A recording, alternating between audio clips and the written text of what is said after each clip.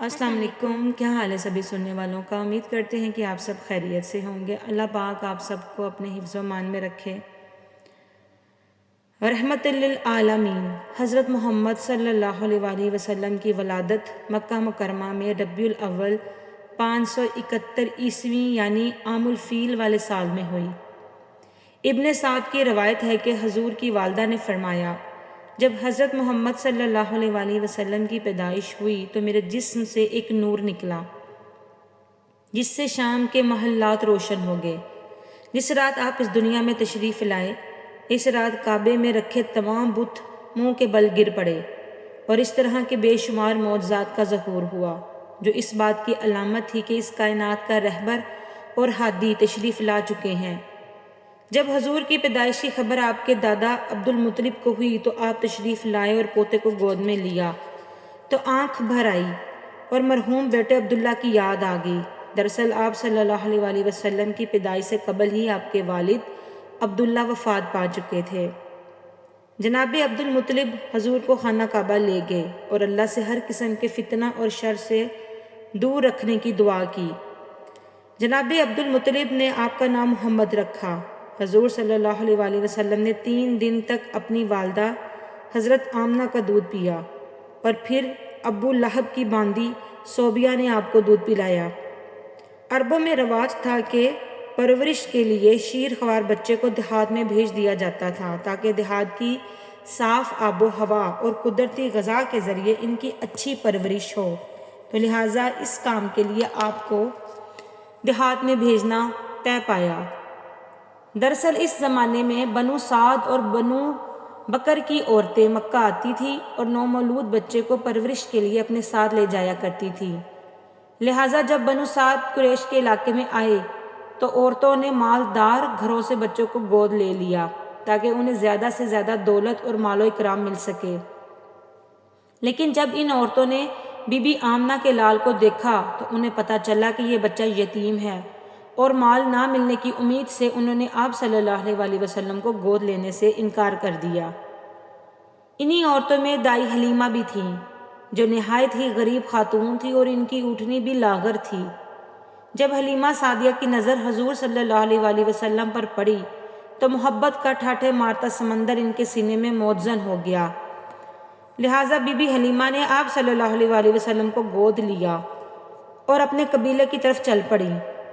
محمد صلی اللہ علیہ وآلہ وسلم کی گود میں آتے ہی برکتوں کا ظہور شروع ہو گیا۔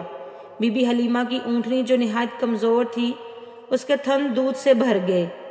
جب قافلہ کچھ دور پہنچا تو اونٹنی خوشی خوشی قافلے سے آگے چلی جا رہی تھی۔ اس پر قافلے والوں نے پوچھا، اے حلیمہ، کیا یہ تیری ہی اونٹنی ہے یا کسی اور کی؟ حلیمہ سعدیہ کے شوہر حارث نے بھی یہ سب محسوس کر کے اپنی زوجہ سے کہنے لگے، حلیمہ یہ تو بہت برکت والا بچہ ہے۔ حلیمہ سعدیہ نے کہا، واقعی ہی مجھے بھی یہی امید ہے کہ یہ نہایت ہی بابرکت بچہ ہے اور خدا کی رحمت بن کر ہم کو ملا ہے۔ جب بی بی حلیمہ سعدیہ قافلے کے ساتھ اپنے گاؤں پہنچی تو وہاں سخت قہر پڑا ہوا تھا۔ تمام جانوروں کے تھن سوکھ چکے تھے، لیکن حضور صلی اللہ علیہ وآلہ وسلم کو لے کر جب حلیمہ سعدیہ اپنے گھر تشریف لائیں تو بکریوں کے تھن دودھ سے بھر گئے۔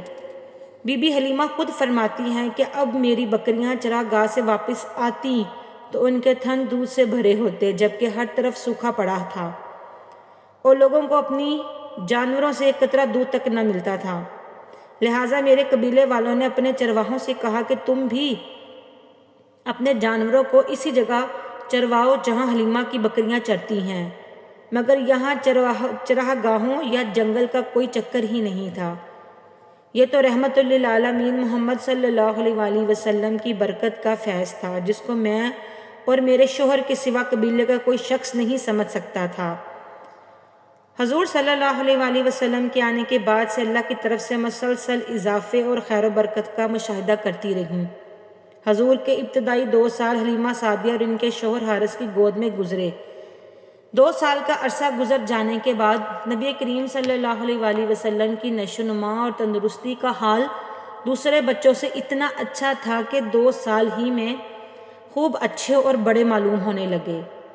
حضور اعلیٰ صفات اور خوبیوں کی وجہ سے بچپن سے ہی دوسرے بچوں سے جدا دکھائی دیتے تھے۔ آپ انتہائی سنجیدہ مزاج اور غور و فکر کرنے والے ذہن کے مالک تھے۔ جب حلیمہ سعدیہ کے بیٹے حضور کو اپنے ساتھ جنگل لے کر جاتے اور بکریاں چرایا کرتے تو واپس آ کر بی بی حلیمہ کو بتاتے، اے امی جان، محمد بڑی شان والے ہیں، جس وادی میں جاتے ہیں ہرا بھرا ہو جاتا ہے، دھوپ میں ایک بادل ان پر سایہ کیے رکھتا ہے، ریت پر آپ کے قدم کا نشان نہیں پڑتا اور جنگل کے جانور محمد کے قدم چومتے ہیں۔ ایک روز آپ صلی اللہ علیہ وآلہ وسلم کے دودھ شریک بھائی دوڑتے ہوئے حلیمہ سعدیہ کے پاس آئے اور بتایا کہ 2 آدمیوں نے محمد کا پیٹ چاک کر دیا ہے۔ بی بی حلیمہ کے حواس باختہ ہو گئے اور اپنے شوہر کے ساتھ دوڑتی ہوئی وہاں پہنچی تو دیکھا کہ حضور صحیح سلامت وہاں کھڑے ہیں۔ جب حضور سے پوچھا گیا کہ آپ کو کیا ہوا تھا تو آپ صلی اللہ علیہ وآلہ وسلم نے بتایا کہ سفید کپڑے والے 2 لوگ آئے تھے، انہوں نے مجھے لٹا کر میرا سینہ چاک کر دیا اور اندر سے خون کا لوتڑا نکالا، پھر اسے سونے کی ایک چشت میں رکھ کر اسے آب زمزم سے دھویا اور پھر اسے اسی طرح واپس رکھ کر سینہ بند کر دیا۔ یہ سن کر بی بی حلیمہ بہت گھبرا گئیں اور حضور کو واپس مکہ لے جانے کا فیصلہ کیا۔ لہٰذا جب نبی پاک صلی اللہ علیہ وآلہ وسلم کی عمر 5 سال ہوئی تو حلیمہ سعدیہ انہیں مکہ واپس لے آئیں اور آپ کی والدہ بی بی آمنہ کے سپرد کر دیا۔ یہاں حضرت ایمن جو آپ کے والد ماجد کی باندی تھیں، حضور کی خدمت اور پرورش میں مصروف رہنے لگی۔ ایمن کی حضور کو کھانا کھلاتی، کپڑے پہناتی، کپڑے دھوتی اور تمام ضروریات کا خیال رکھا کرتی تھیں۔ رسول اللہ صلی اللہ علیہ وآلہ وسلم ایمن کی خدمتوں اور محبتوں کو ہمیشہ یاد کیا کرتے تھے اور فرمایا کرتے تھے کہ ایمن ماں کے بعد میری دوسری ماں ہیں۔ ابھی حضور کو اپنے والد کے سائے سے محرومی کا شعور بھی نہ تھا کہ آپ کی والدہ بی بی آمنہ بھی وفات پا گئی، لہٰذا اب آپ کی پرورش کی ذمہ داری آپ کے دادا عبد المطلب نے لے لی۔ جناب عبد المطلب کو اپنے پوتے سے نہایت محبت اور الفت تھی۔ عبد المطلب اکثر اپنی گود میں بٹھاتے اور فرماتے، اس بچے کا مقام بلند ہے، یہ سید و سالار ہوگا۔ آپ صلی اللہ علیہ وآلہ وسلم کو آغوش میں لے کر اپنے پاس بٹھاتے اور محبت سے آپ کو چومتے۔ جب حضور کی عمر 8 برس کی تھی، ایک دن اپنے دادا کی چارپائی کے پاس بیٹھ کر زار و قطار رونے لگے، کیونکہ اس یتیم بچے کے سرپرست اور واحد سہارا عبد المطلب بھی وفات پا چکے تھے۔ جناب عبد المطلب موت کے وقت اپنے اس 8 سالہ پوتے کو اپنے بیٹے ابو طالب کے حوالے کر گئے۔ اللہ کی طرف سے رسول اللہ صلی اللہ علیہ وآلہ وسلم کو یتیم رکھنے کی بہت ساری حکمتیں تھیں۔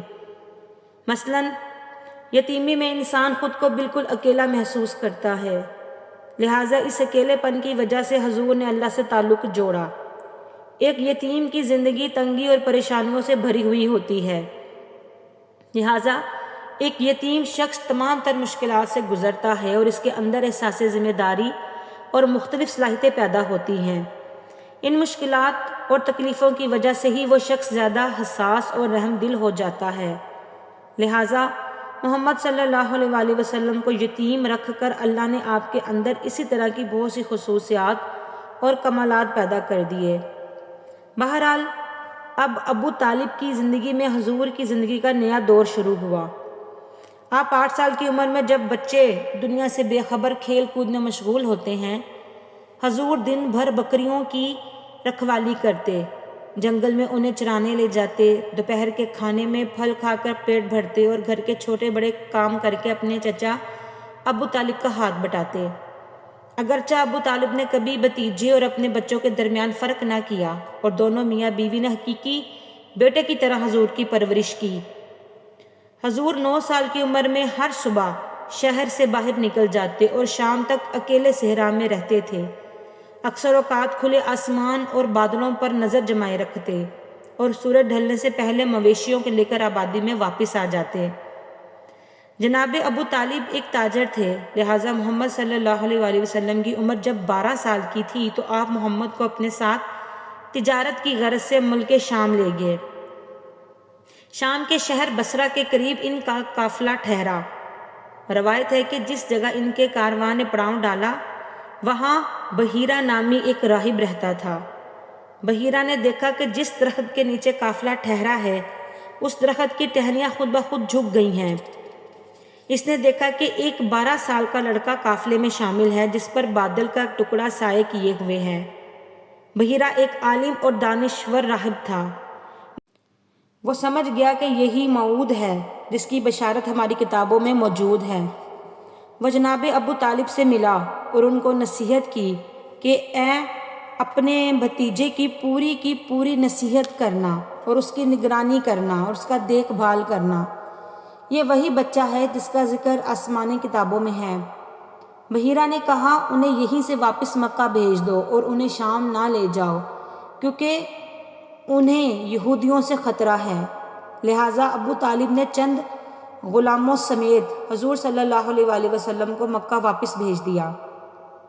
جناب ابو طالب کا بیان ہے کہ میں نے کبھی نہیں دیکھا کہ محمد نے کبھی کسی سے جھوٹ بولا ہو یا کبھی کسی کو دھوکہ دیا ہو یا کبھی کسی کو کوئی تکلیف دی ہو یا کبھی کوئی بیہودہ بات کی ہو۔ حضور ہمیشہ خوش اخلاق، نیک اتوار، نرم گفتگو، بلند کردار اور اعلیٰ درجے کے پارسا اور پرہیزگار تھے۔ رسول پاک بچپن سے ہی تمام بچوں سے مختلف رہے۔ حضور کی جس معاشرے اور سماج میں پرورش ہوئی، آپ نے بچپن اور جوانی کا جتنا بھی وہاں وقت گزارا، اس میں زناکاری، فحاشی، شراب نوشی، ناچ گانا، اس میں تمام قسم کی برائیاں عروج پر تھیں۔ ایسے معاشرے میں تمام تر برائیوں سے محفوظ رہنا اور معمولی سے معمولی برے کام یا برے گناہ میں بھی نہ پڑنا، یہ ایک غیر معمولی بات ہے۔